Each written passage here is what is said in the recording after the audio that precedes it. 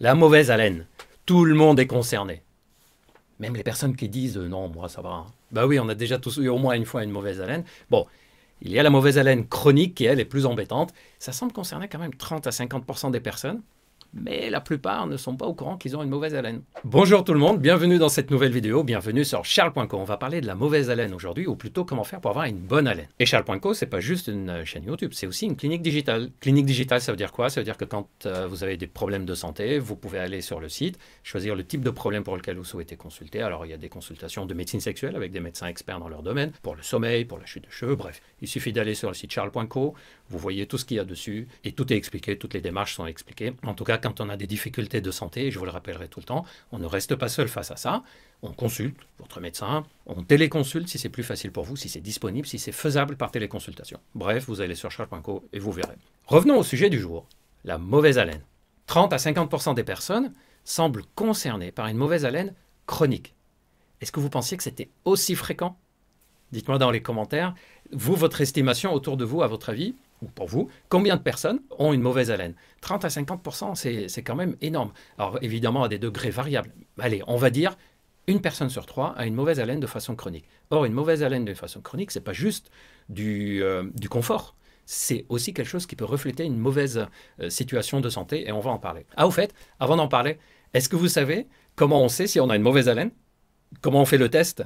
Vous vous doutez bien qu'il n'y a pas un test médical pour aller vérifier, c'est à l'odeur.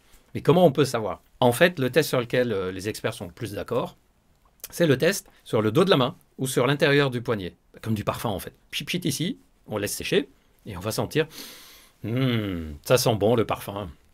Et bien on fait pareil avec la salive. On va lécher l'intérieur du poignet, on va laisser sécher, ou l'extérieur de la main, on va lécher et on va laisser sécher.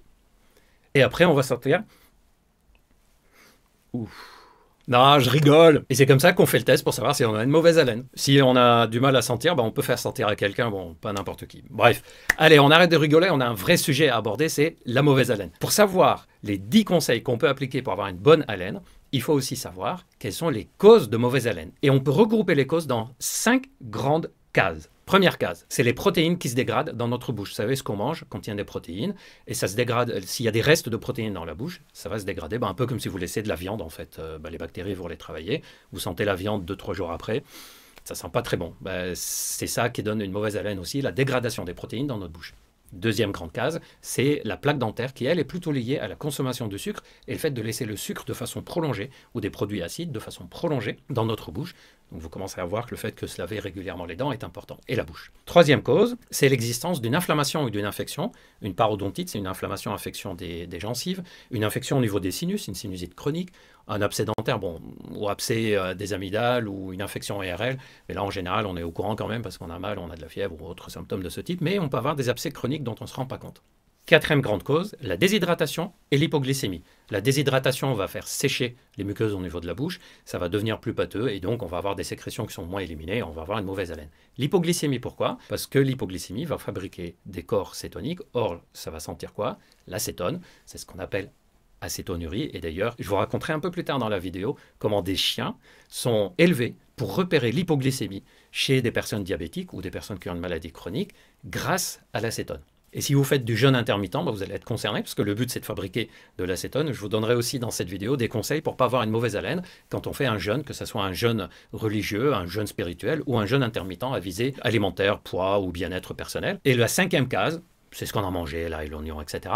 Souvent on pense que ça vient surtout de là, alors que c'est la case en fait la moins fréquente. Le plus fréquent, c'est les produits de dégradation qu'on a dans la bouche et aussi certaines situations d'inflammation qu'on peut avoir. Alors comment on fait pour avoir une bonne haleine en continu? Premier conseil, vous l'avez deviné, se brosser intelligemment les dents. Pourquoi je dis intelligemment? Parce que c'est pas juste se brosser les dents 2 fois par jour ou 3 fois par jour. On peut se brosser les dents 3-4 fois par jour et c'est pas du tout efficace. Pas juste le geste, ça je pense que maintenant vous connaissez tous, le geste ou la brosse électrique. C'est pas de ça que je parle. Je parle par exemple des personnes qui disent « Ah, je me réveille le matin, j'ai une mauvaise haleine, je vais me brosser les dents, d'ailleurs je prends pas trop de petit déjeuner, je vais grignoter plus tôt dans la matinée. » Et puis ils sont au travail, donc ils se lavent plus les dents jusqu'au soir et ils se lavent les dents le soir. Donc ils se disent « J'ai lavé mes dents 2 fois par jour. » Oui, sauf qu'on s'est lavé les dents le matin, on a mangé dans la matinée, et les produits de dégradation sont restés dans la bouche, alors qu'il aurait été plus intelligent d'attendre, de grignoter dans la matinée, si par exemple on grignote dans la matinée, pour se laver les dents après. Donc se laver les dents après avoir mangé, pas en se réveillant par exemple le matin, ou se laver les dents, pas juste le soir, avant de se coucher, pour qu'il n'y ait plus de produits de dégradation. Donc, par exemple, on dit matin et soir, mais si le matin vous ne mangez pas, et que vous ne brossez pas les dents le matin, c'est pas grave.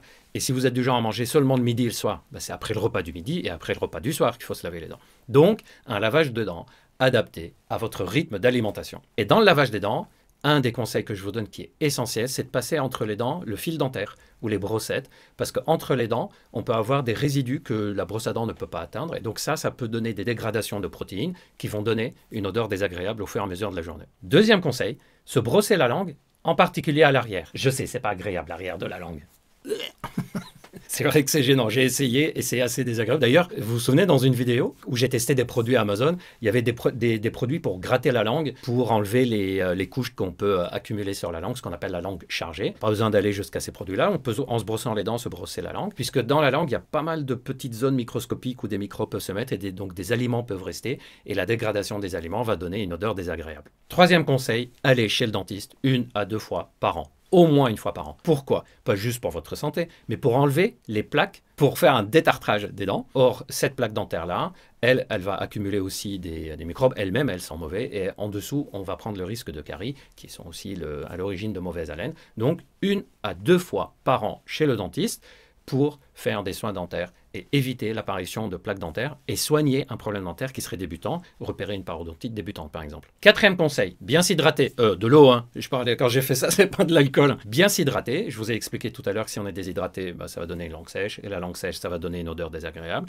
Donc s'hydrater régulièrement. D'ailleurs, quand je dis bien s'hydrater, c'est pas boire 1 litre d'eau d'un coup sur 1 heure et puis plus rien dans la journée. C'est des petites quantités régulièrement, ce qui va hydrater régulièrement la bouche. D'ailleurs, vous pouvez laisser, si vous êtes sujet à avoir une mauvaise haleine, vous laissez l'eau un peu dans la bouche avant de l'avaler. Cinquième conseil, tabac, alcool. On arrête, on diminue, on arrête idéalement. Le tabac donne une très mauvaise haleine et l'alcool aussi va donner une très mauvaise haleine pour différentes raisons. Je pense qu'il n'y a pas besoin de s'étendre dessus. Les personnes qui fument, qui boivent de l'alcool ou qui vivent avec des personnes qui fument, qui boivent de l'alcool, savent que c'est l'origine de mauvaise haleine. Donc ça, on bannit. Sixième conseil, les petits reflux gastro-œsophagiens, c'est les remontées acides. Si vous êtes sujet à ça, ces petites remontées acides vont donner des sécrétions qui viennent à l'arrière de la gorge et qui peuvent dégager une odeur désagréable. Souvent, c'est une odeur un peu acide. C'est les produits de dégradation dans l'estomac qui vont remonter en fait. Si vous êtes sujet à ça, évidemment, si c'est très gênant, il faut consulter et avoir un traitement médical avec un spécialiste. Mais vous pouvez aussi utiliser des solutions très simples, comme le fait d'utiliser le bicarbonate de sodium en fait alimentaire. Je vous en ai déjà parlé dans d'autres vidéos pour diminuer l'acidité. 2-3 fois par semaine, en fait, vous mettez du bicarbonate de soude, d'une cuillère à café dans de l'eau, vous avalez ça. Vous pouvez même en prendre régulièrement. Septième conseil, évitez tant que possible l'hypoglycémie si vous êtes diabétique en particulier, avec certains traitements ou en ne respectant pas certains dosages,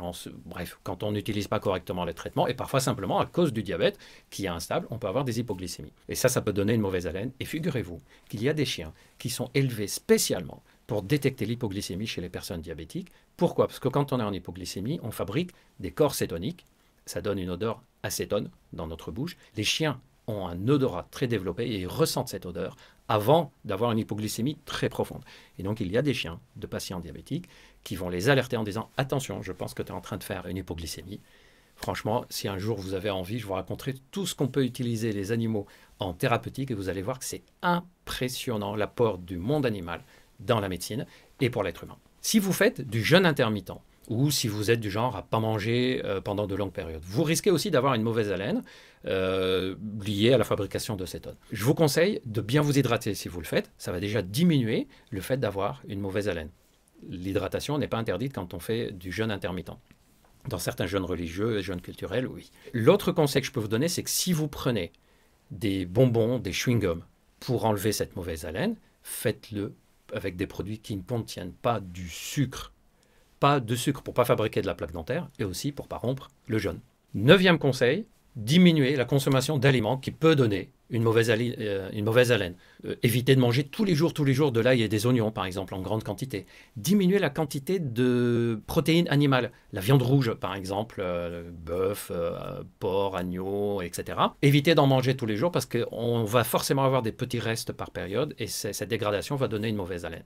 10e conseil, consommer des aliments riches en chlorophylle. Quels sont les aliments riches en chlorophylle?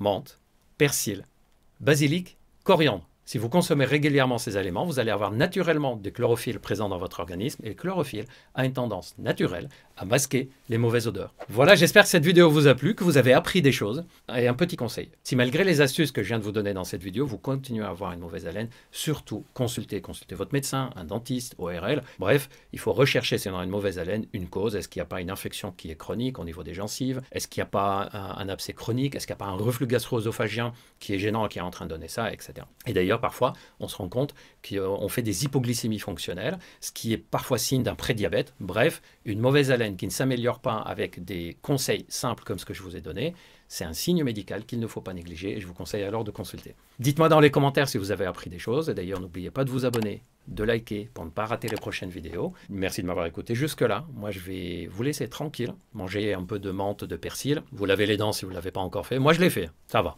Bon, j'ai mis du parfum. Bref, je vais préparer d'autres vidéos pour vous. Prenez bien soin de vous et à bientôt.